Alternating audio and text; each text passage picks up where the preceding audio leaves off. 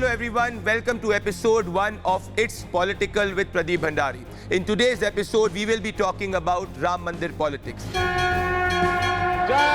Shri Ram! Jai Shri Ram! Well, after 492 years of long battle and years of legal battle, finally the Supreme Court gave a unanimous judgment on Ram Mandir.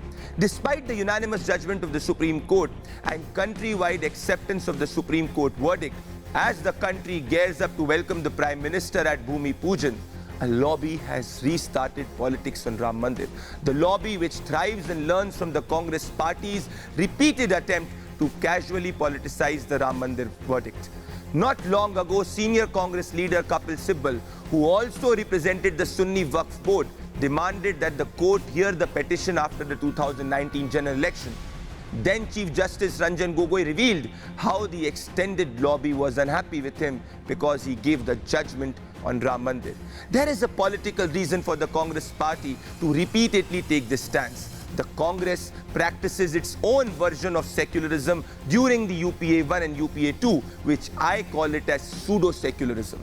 In this brand of pseudo-secularism, the majority vote is not important. It believes that the majority vote is not united, the majority consciousness is not significant and can be ignored. It entirely focused on the consolidation of the Muslim minority vote. The consolidation was practiced using tools of keeping the minority in fear of the majority and parallelly appeasing the minority. The Prime Minister of India, Manmohan Singh, on 23rd December 2011 also proposed reservation on the basis of religious lines for the Muslim community. Post the 2008 Mumbai terror attack, senior Congress leader Digvijay Singh, who is also a close aide of Rahul Gandhi, took a jibe at the majority community, in fact disrespected the majority community by coining the term Hindu terror. This was the inflection point that the majority community was waiting for, and it was waiting to latch on a political alternative. And post 2014, India moved away from an era of pseudo-secularism into an era of just secularism. The Congress tried to adjust itself into this new framework. The Congress tried very hard to adjust itself in this entire new framework of Indian polity. In fact, Rahul Gandhi turned occasional Shiv Bhakt, electorally visited temples during assembly elections. But in India, the most important thing in public life, particularly in politics, is niyat. The voter rejected this jhoti niyat of the Congress party by making INC a fringe player in the Hindi heartland. Rahul Gandhi losing his bastion seat of Amethi, and in fact he had to move to a seat called Wayanad, which he could only win because of the support of the minority community. In fact, that seat has 50% minority vote. Well, Congress party understood that it is not possible for its party to be a mainstream player, at least in the Hindi heartland. In fact, the minority community's impact and ability to influence voting outcomes has also deteriorated a lot. Even in places like Western UP, which used to be swung by the minority vote, no longer holds true. In fact, it is the majority vote which is deciding electoral outcomes even in the Hindi heartland.